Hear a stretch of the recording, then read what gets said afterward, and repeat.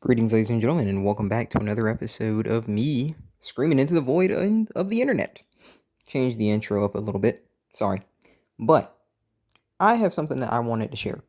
Now, I was on my way to work a few days ago, like I think a Tuesday, right? And in the morning, I hear on the radio about this domestic abuse nonsense, specifically in the Blizzags community, right?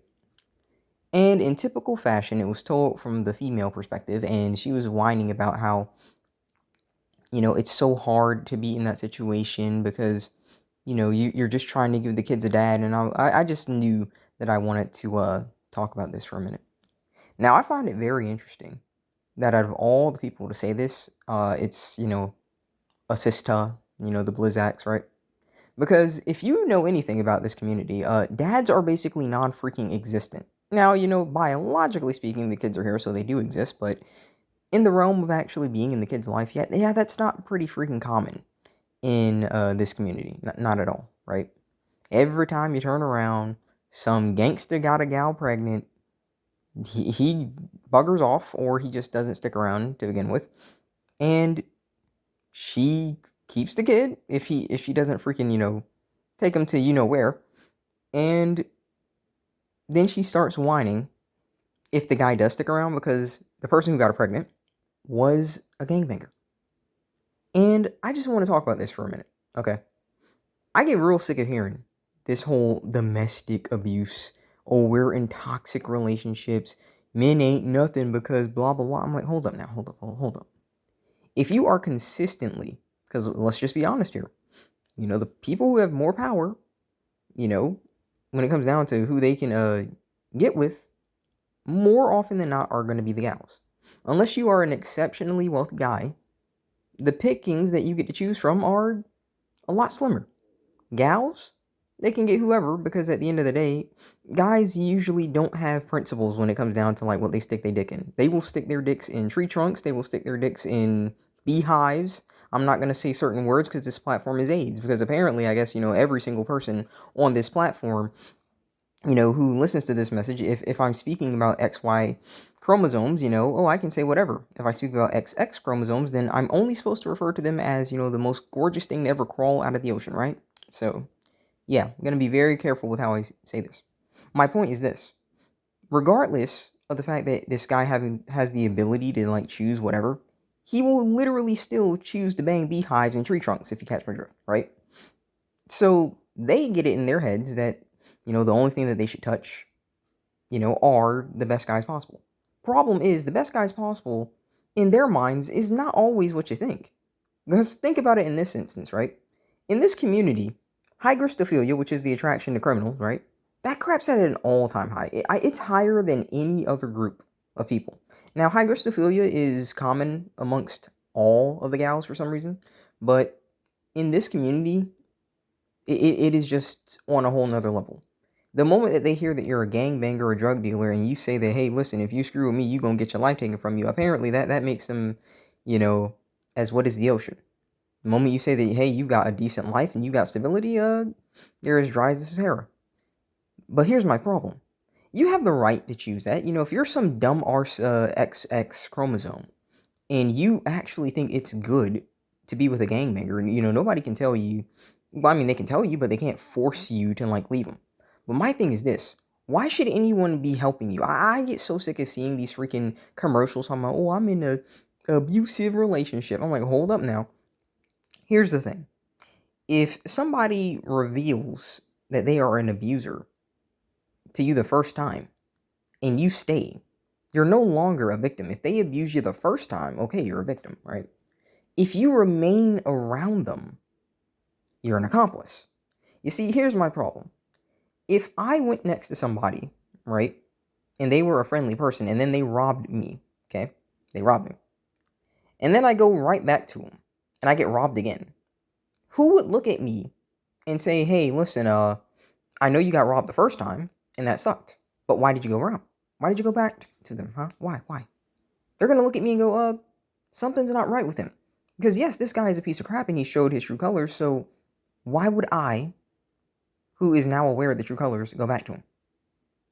But apparently, that's not the same case when it comes down to the gals, because we live in a very gynocentric society, and holding anyone accountable that is not XY chromosomes, that's not a good idea for you, right? Because you're gonna get the short end of the stick. You're being phobic and misandronistic, shall we say? I'm purposely speaking like this, by the way. Obviously reasons. You're just a piece of crap, apparently, for holding someone accountable, because they weren't born with a dick and balls.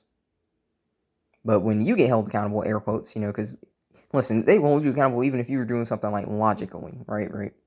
If you're, because listen, I said this like last night. I was like, hey, listen, I got no business marrying, because if I get divorced, nobody should have my stuff. And he's like, oh, you're not marriage material because of that. I'm like, sure. Thank you. That's a compliment. I literally said that at my job the other night. I was like, yeah, thank you. And that's a compliment, because I am not, and I do mean not, ever going to feel like the bit of happiness that I get as I build my life up is supposed to be just half of everything that I have built. Gets taken from me, if not more than half, and put to somebody who doesn't want to be with me anymore. Because let's just be real, the success rate of a freaking relationship, whether it's a marriage or, you just have a kid with a person, that crap is low now. It's in the toilet. So, yeah. But continuing on, it's really interesting when you hear about divorce, because it's always, not divorce, but a domestic abuse, because it's always told from the, again, XX perspective, right? It's told from that perspective. But let me give you an interesting insight. When I was getting a ride home the other night, right, it was from a coworker of mine, another Blizzax guy, and he was going home to his sister. And by his sister, I mean his woman, okay? Like, that's just the word that I use to describe, if you're new here, right? And the moment that he got off work and he's driving home with me, right, she calls him. First thing she says is, where the fuck have you been? In like the nastiest way possible. And I'm just like, she just starts going in on this guy, okay? Like, she just starts chewing him out. And the whole time he's just smiling. Like, this is their love language. Now, if a man was talking to a woman like that, toxic, she's talking to him like that, and I'm sure that even if other gals heard that, there's not going to be a problem. And for some reason, guys get so desperate that they will literally tolerate that. That's what he is going home to every night. After a 10-hour shift, or maybe a 12-hour shift, that's what you go home to? Really? Really? That is... That blows me away. It just blows me away when you hear about all these dumb R stories about freaking, domestic abuse, and it's like, this is what people are going home to. On both ends, okay? Like, because listen, it goes both ways. Like, the same way that a guy can be, air quotes, abusive to a gal, a gal can be abusive to a guy, and you're seeing it more and more often. That, hey, that's usually more often than not what's happening. Because, hey, one side is going to get away with it way more. Because the fact of the matter is, why I really don't have any pity when, an air quote gal is getting domestically abused is because, listen, one word from her and that guy's gone. Let's just get that crap straight, okay? She has way more power in the courts, but she doesn't want to hold him accountable. Probably because some part of her is just into it. You gotta wonder, if your ex was so bad, why did you stay so long? And then the good guy, you don't stay with him long. So, hey, you could just hold him accountable and just sick the cops on him. You don't, though. It's usually never it's never, listen, when you look at all these instances where it's like, these guys go to jail or these guys get kicked out of their house in like divorce situations and stuff like that, it's always the guy that's like put together, right? And then the person who she's cheating with is like this just freaking, this just garbage, this just amalgamation of red flags, no job, maybe ex-con, like that's who she's getting with. We have to just admit to some extent that there is some sort of primal attraction to dangerous guys, right? And in this community, I think that's like, well documented and that's well accepted. But I think on a larger scale, we just need to admit it. We really do. Because this domestic abuse crap, listen, I'm sorry, but I'm going to say this from both standpoints. I think if anyone, male or female, is in a domestic abuse situation and you stay there, the moment that they show you they're abusive, that's on you. I can't feel pity. I can't. I can't. I don't even care at this point if you got kids because, like, hey, man, respectfully speaking, like, if you really gonna choose to bring kids in the world today, knowing how, like, the divorce courts work and stuff like that, like, listen, bro, I can't have pity for you. I really can't. Because you are literally risking having your kid used as a biological weapon against you. And you don't care. Because you just said, my kids, I have to have them. And you chose to have them through, let's just be honest here, people that are literally not even willing to see them as human beings. What are these people referring to the kids as? They're parasites. They're parasites in their eyes. They're a clump of cells, like, name it. The most abominable things you can think of, that's what they refer to their kids as. But the moment that there's some money on the line, oh, they don't mind using that. I'm sure that the most hateful person of children, right? If she saw that she can get some money out of it, oh, you need to be a good dad. I thought it's a parasite. I thought it's a clump of cells, but now you could get money, and so, interesting. See what I'm saying? But this domestic abuse, I'm telling you, like, I can't feel pity anymore because it's like you have the option to walk away and you're just choosing not to. No amount of a JJ, no amount of dick, no amount of good sex is worth your peace, guys. It's not. I know that that's incredibly unpopular, especially in this space, because down bad does not even begin to describe it, and I'm just sorry, but you guys have no idea, like, just how rough people are out here. If you really, like it, you think that this internet is all it is, listen, bro, I am actually going out, a lot more. I've been going out a lot more, and when I go to the malls, when I go out to, like, places and stuff like that, I'm telling you, bro, it's like there isn't even an attempt to try to be put together. I am seeing people out here, just absolute. I don't even know how they're hired and they look like this. This isn't about looks maxing or something. This is like, there's no attempt to even comb your hair or anything. There's literally, okay, there's literally XX chromosomes out here. Full on chin hairs, mustaches, models. Listen, I was looking at the mall today. A model had arms hairier than mine. XX, I'm not a guy. XX, hairier than mine. This is what I'm talking about. So many guys out here, I'm just like, I need somebody. I'm like, listen, if if this is what you want to choose from, go, by all means, go ahead. But it blows me away that people actually think that, like, the pickings here are just even worth a dang. It isn't, bro.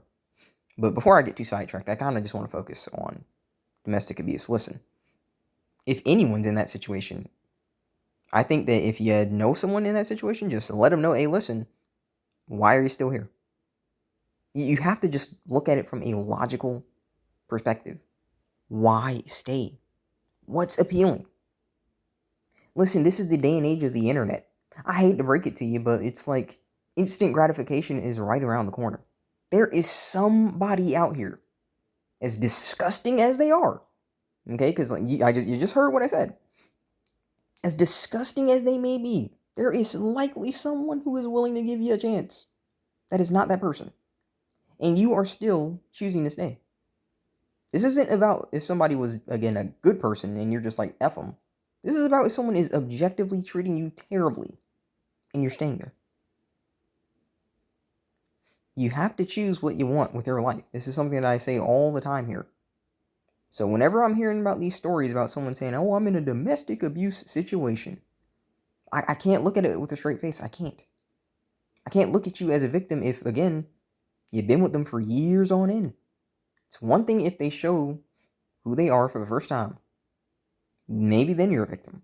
But if you stay afterwards, and that wasn't literally just a mistake or something, or some kind of, like, I don't know, psychological episode, and that's just what they are, and they show you who they are, If it looks like a duck, walks like a duck, quacks like a duck, it's not a goldfish. Just saying. But no, that was random and short, but I just really wanted to talk about that because I had to talk about that when I heard that on the radio, and boy, I was just laughing in the car the whole time because I love that they make it seem like they're such victims in that scenario. That they love their kids so much, You loved your kids so much that you had kids with somebody who literally told you from the get-go that they were a gangbanger. Sure, whatever you say. But gonna leave that here, folks. I'm going to go to sleep because my freaking head is pounding. But hey, I'm off, so I'm glad I don't have to deal with that in the morning. So thank you as always, per usual. God bless. I will see you guys next time.